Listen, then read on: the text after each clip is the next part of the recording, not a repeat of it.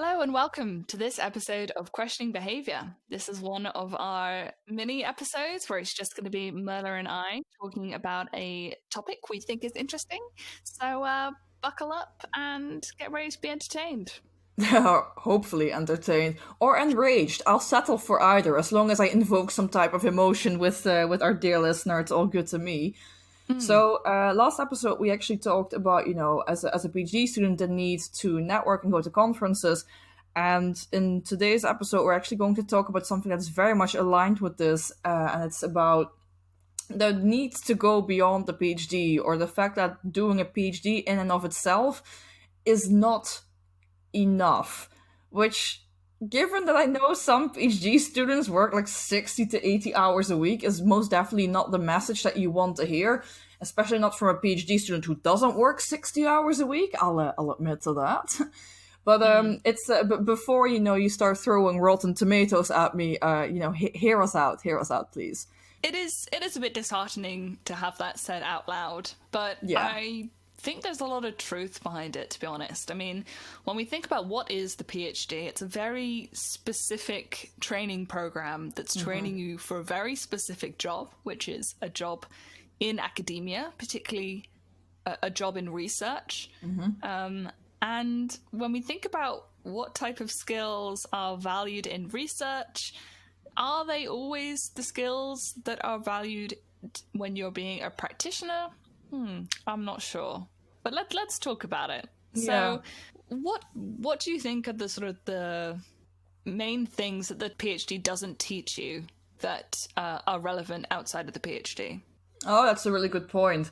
What doesn't the PhD teach you? I think the PhD doesn't teach you how to sell research, or specifically yourself and your research, outside of your own academic little bubble. So that is a reflection of both the fact that you're only really selling yourself to other academics, but you're also only selling yourself within your own field.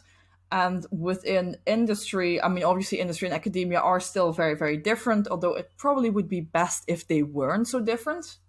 Different tangent, different talk. But also in general, when you go into, I feel like a lot of industry, when you look at behavioral science, is quite interdisciplinary, whereas academia is still lagging a bit behind with regards to that, because academia tends to be very closed off, very snobbish, very dogmatic, maybe even, which doesn't lend itself to a lot of interdisciplinarity. Although it is getting better, I do think behavioral science or behavioral economics, are by default, by their own origin, really quite interdisciplinary already. But I think they could do better. And I do think that is a skill that is just not something that you're going to get from doing a PhD or being in academia for a prolonged period of time, which is unfortunate. I just want to jump in here because what you just said about interdisciplinarity, it just reminded me, I saw something actually, there was on Twitter, and I'll link this in the bio.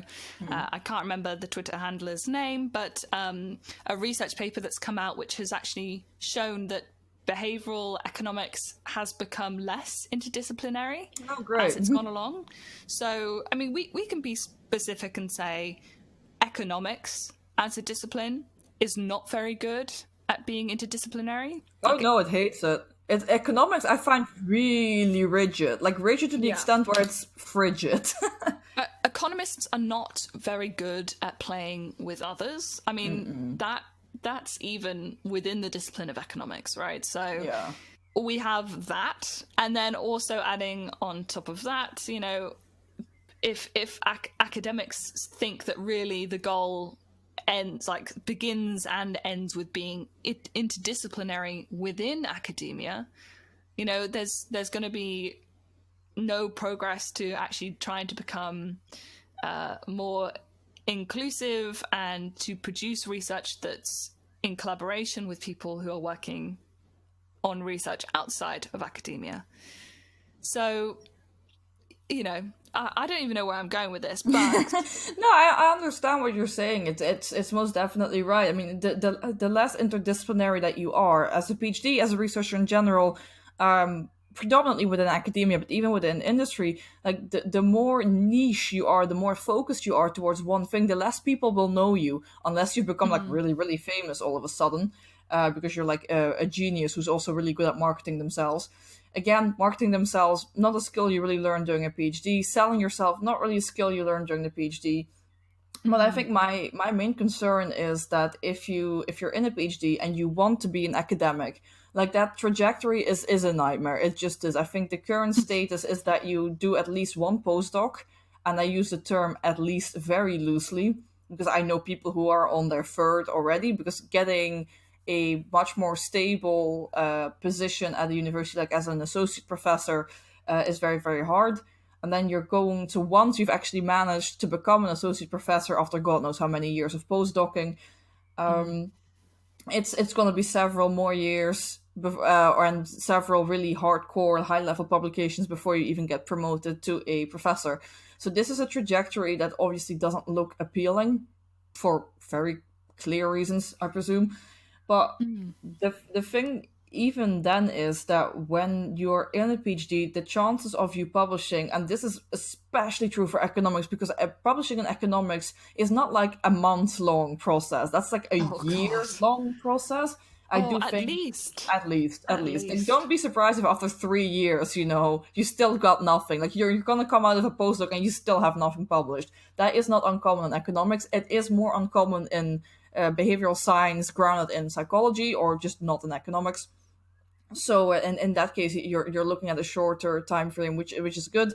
But once you come out of a PhD and your value is completely determined by the amount of publications that you have, you're not that likely to publish in a PhD. So, and this is the reason why I'm like, you have to go beyond the PhD. You're gonna have to figure out something else, because you've got nothing to show for it. And this is something that I think a lot of older academics, they're supposed to guide their PhD supervisees, are a bit, I don't know, lost on or lacking. Like I don't know how else to put this, but like academia has become super competitive, and once you're straight out of a PhD, you've it's likely that you've got nothing to show for it. Like maybe one paper, which that doesn't make you that competitive. Yeah, I think that there is a bit of a growing problem, and it is growing. It is going to get worse in the fact that there aren't enough academic jobs for everyone who qualifies with a PhD to go into academia. True. And so that naturally means that there are going to be people who have gone through the whole PhD process who will enter industry and will not necessarily be prepared for that, or not necessarily have been able to hone the skills that would help them in industry, which kind of feels like a missed opportunity. You're spending 4-6 years studying and practicing and developing new skills. And if, none of those skills are industry specific, then I think that we're doing a disservice to people on the PhD program.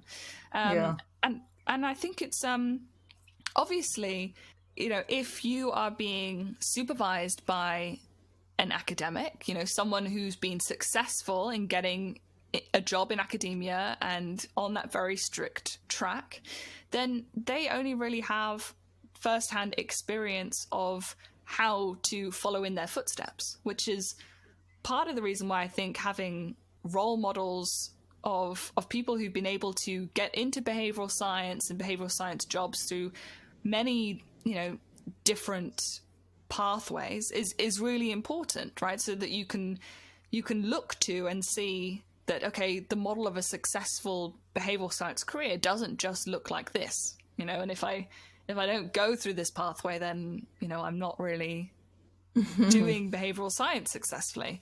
Sure. It's a strange one as well. I think a lot of it is about where are the goalposts, right? So I haven't seen them yet. Not a clue.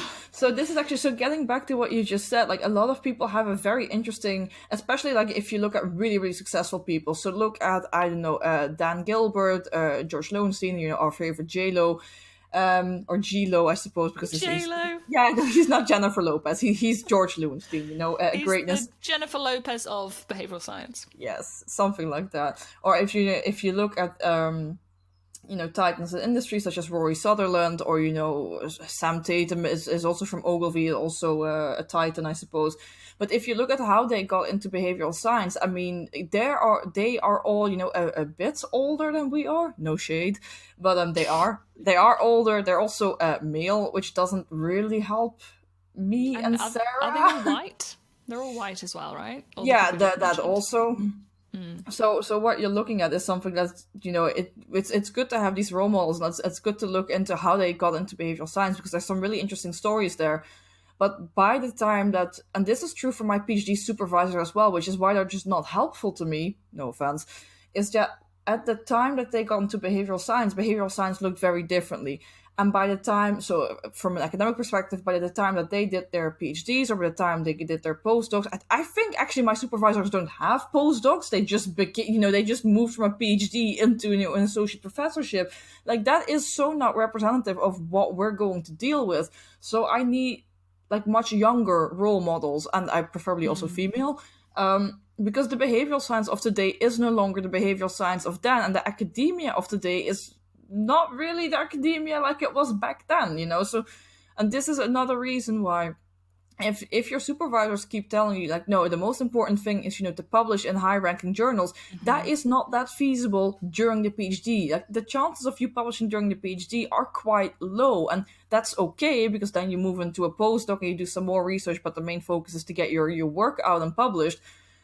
But, like I said before, if you're in economics, this is really, really slow. So how many postdocs do you have to do? So you're gonna have to look into doing something else to get your name out there, because to get hired, it is quite important that people already know of you and of your work, which is why we started off with the episode on going to conferences and networking, because that's a really, really important part where I feel like sometimes people, skimp out on it, because they're like, yeah, but if I'm going to a conference, I don't have time to work on my research or work, on my paper. But then again, if you're presenting your half-finished paper at a conference, at least your name and your work is out there, which is something that you can't argue if you just stick in your office. Oh yeah, I mean, this is sort of, it feeds so nicely into what I'm trying to say is, like, if we change the goalposts, the position, the shape, the size, we change the way that people play the game. Okay, so if the goal of doing a PhD is to get a publication or get something that's peer reviewed, we can think of this from like a scarcity mindset, right? You have only 4 years and so much attention, right, to basically try and maximize your time and effort within the PhD. And if the sort of the metrics from which we evaluate, who is a good researcher and a good academic, is, you need to have published, and you need to have spoken at academic conferences, and you need to have good networks within academia, then that's what people are going to try and do. And, as you say, it can take 3 years to get something published. So maybe instead of spending 3 years, revising and resubmitting, maybe a better use of your time would be to start a blog, or to do a podcast, or connect with local businesses in your area, or do internships with think tanks or public policy bodies, or there are lots and lots of different ways that you can spend your time within university as a PhD. And I think absolutely, the model at the moment is a bit too strict, and it's not really giving us the best training program. Is what I think I'm trying to say. Right. No, and actually, so far we've only looked. I mean, publications matter predominantly for academia, because I don't think they translate that well to wanting to find a job in industry, which especially then, because you just mentioned reaching out to local businesses and to actually do internships. If you are in a PhD and you're quite sure that you don't want to compete in the academic rat race, which, I mean, all the power to you. I can more than easily understand why you wouldn't want to, says the person who is still going to. But I mean, in that case, I mean, Sarah has already mentioned this in previous episodes as well. But like academics, or in the PhD, you learn to become an academic who talks to academics, which that is not what industry wants. That's not what industry values, and it is not that surprising that industry actually has quite a difficulty in assessing what you have done in a PhD. I do think this is getting better. I really don't think it's that bad in behavioral science. But as Sarah has also mentioned before, more and more people are moving from academia to business, whether that's out of personal preference or the fact that, academia isn't tailored to deal with 40 PhD students at the same time. They only really want to hire about 5% of their actual output, if that.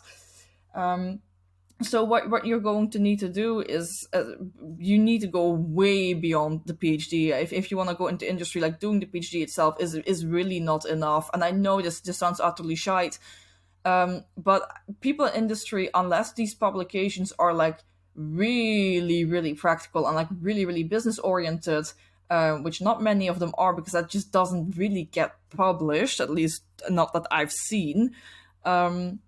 At least not in like academic journals. What you're getting to is that what would be valuable for you to become, a PhD moving to academia really doesn't matter if you want to be a PhD that moves to industry. So in that case, figure out internships, and like even going to like conferences, if they're predominantly academic conferences, isn't that useful. So what you're going to have to do is really find out, where these non-academic or like more business and industry oriented conferences are, and that's going to be next level networking. That's going to be much more hardcore than academic networking, I think, because you're the odd one out, and nothing in the PhD is tailored towards preparing you for this, because everyone, older professors or older supervisors are going to be like, no, you're going to become an academic.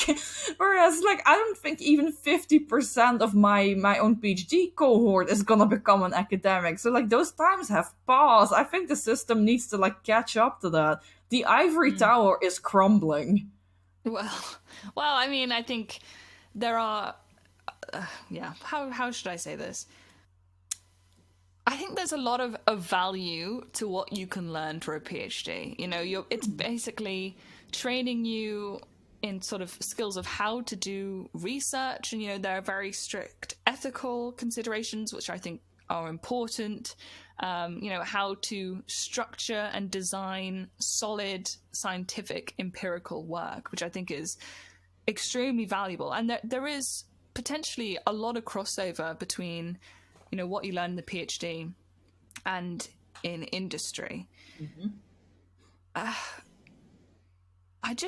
think that there is a little bit of a toxic notion within academia that if you don't follow the default path, that you failed in some way. And I think that's what really gets to me. And, it comes from this sense of snobbery and a little bit of superiority, and, the fact that the people within academia who are, training and delivering the training and delivering the supervision of these new PhD students are people who have managed to go through that system.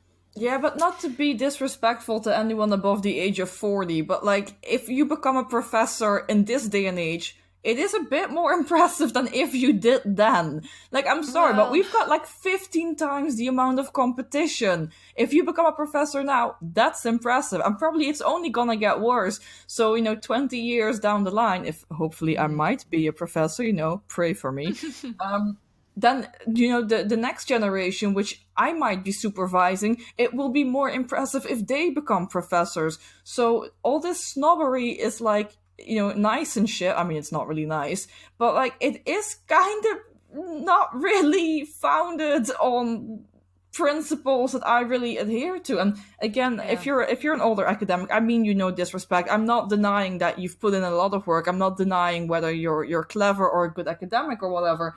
But like, let's keep things in perspective. Like the system has definitely not gotten better, and what we're looking at now is worse. I sound like such a snowflake. Like, oh my god, it's so hard. But like, it's not gotten easier.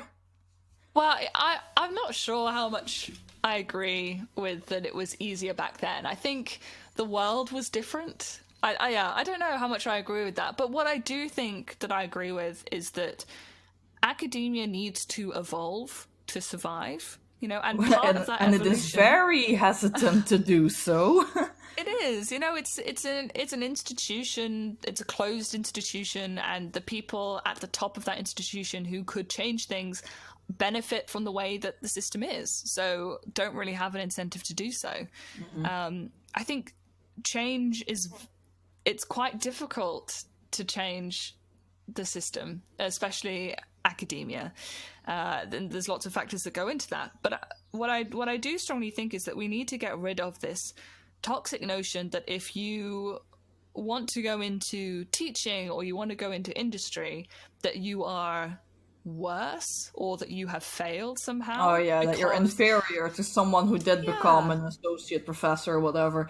Yeah, to be quite honest, that's the default. Yeah, I don't really understand where that snobbery has come from, if I'm being really honest. I've never approached... So I've got really close friends of mine who are definitely moving into industry once they finish a PhD. They've got no interest in being an academic. And they're good people, and they're good researchers. And I mean, they've got a set of skills which is most definitely better than mine, especially if we look at how they code R. I've got like a really specific individual in mind by this stage. But yeah, if I compare myself to her, I'm like, I can imagine her publishing a lot quicker and better than I would. But she's got no interest in moving into academia. But that doesn't make her inferior. I think she's going to have a very, very nice research-based career in industry. But I mean, to then be like, oh, you know, I've gotten through the absolute shite trajectory that is becoming a professor, assuming, you know, that 5 years down the line I'm still up for this. I don't think I could snub her. Like, why would I? I don't understand it. Like, I get that the initial idea was, you know, the research that is being done in academia is much more rigorous or whatever. But given the fact that, you know, half the PhD pool is now moving into industry because there's no space for them in academia, that's not really a valid argument anymore, because these people know damn well how to do research and they know how to do it rigorously. And the lucky thing now is with an industry, their results will get out quicker. So who's really lagging behind here? Yeah, I think the writing's on the wall. I think things will change. I mean, that's obviously what I hope for. But I know I also still have this fear that I don't know how founded it is, but if I leave academia, I can't come back. That's my fear. And I don't really know. I mean, couldn't you reintroduce yourself as a postdoc? I think that is... I mean, finding a postdoc depends much more on who you know than how much you have published. Yeah, I mean, maybe it is completely unfounded, and maybe actually, from experience, I won't really face any of the barriers that I think I'm going to face if I decide to leave academia, you know, after the PhD, but I still want to keep that door open. I don't know. I mean, we're both talking about this from the side of we're still in the PhD. We haven't really had to choose yet what we're going to do next. And well, let's be realistic here. We're about a year, so it's now start of June. At least I submit end of August next year. So I've got a year and a couple of months, which this is actually the time that people recommend that you start, if you want to stay in academia, this is the moment that you start applying for postdocs. Like, you have to apply quite early. You know, this is time to, you know, cozy up to senior professors at different universities, make those collaborations, make those connections. So we haven't really chosen, but like, we're about to, because we haven't really got that much of a choice. Yeah, well, we'll see. I'm still don't know what I'm gonna do, and I think that's fine. Oh no, it's absolutely fine. But like, you don't want to follow an academic trajectory, which I mean, I commend you for, because I think the transition is gonna be quite hard. But I mean, I do think you'll be good at it. I think you'll be fine. It's just not gonna be easy. But then, if I look at what it takes to apply for a postdoc, I suppose the same applies. Well, so, I mean, I just hear the horror stories of people having to apply for like 500 positions and maybe only hearing back from one. okay, I've never heard that extreme a number, but I'm not gonna do it through cold applications either. I think there's absolutely no point. I'm gonna do this through my network and hope for the best. And this is a nice way to round up the episode. Yes. Don't do cold applications, and this is one of the main reasons that you need to go beyond the PhD, as I've dubbed it, because you need a network. Even in academia, where apparently everyone is also fucking brilliant, or, within industry where everyone is apparently also fucking pragmatic, you need a network. No one is gonna hire you if they don't know you, given that you're one of 500 applicants. And you are gonna be one of many, many, many people. So build your network. It doesn't matter how you do it, but you need to go beyond the PhD in one way, shape, or form. I've initially done that with the blog. Sarah and I are now doing this with the podcast. I mean, we do actually intrinsically enjoy, talking to people, getting our stuff out there, in my case also writing. But you can't really deny that there is like a networking advantage to these things. And that sounds really stupid, and it sounds really, like we've only started this to get our name out there. That's not true. No, but it does help. True. It does help. Yeah, I mean, if I'm being honest, like part of this experience, doing this podcast is kind of terrifying for me.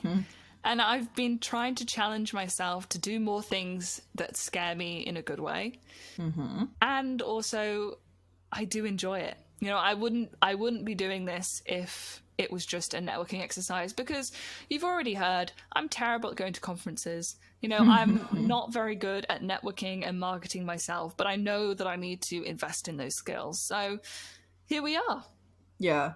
Life is going to be very difficult for you if you can't sell yourself, whether it is to academia or to industry. So figure out what you're passionate about, figure out what you're good at, and then learn how to sell yourself, learn how to network. And these are skills that you're not going to get in the PhD, or at least not likely. So this is a lot of stuff you're going to have to do yourself. You're going to have to do more than just a PhD. And I'm sorry if you're listening to this and you're like working 60 hours or plus, like even more, because this is the last message that you want to hear. But rather than that you hear it now and can still change something about, your behavior, which is likely being stuck at the office for 60 plus hours, because that is not gonna get you where you need to go. I'm not saying you don't need to publish and, doing actually, decent amounts of work on your PhD and your own research is without value. I mean, that's the basics of doing the PhD, but you're gonna have to do way more than the basics. That's just how the environment or the game is set up. And that is information that I think an older supervisor is not going to tell you, because they have a lot less experience with competing in the current environment, especially if they've already had tenure for several years. Yeah, we're not bitter at all. No, I feel like I'm just hating on old people. I'm not hating on old people. It's just that the experience now is different from the experience like 20 years ago. I like my supervisors. I don't hate people over the age of 40, but like keep it in perspective, all right?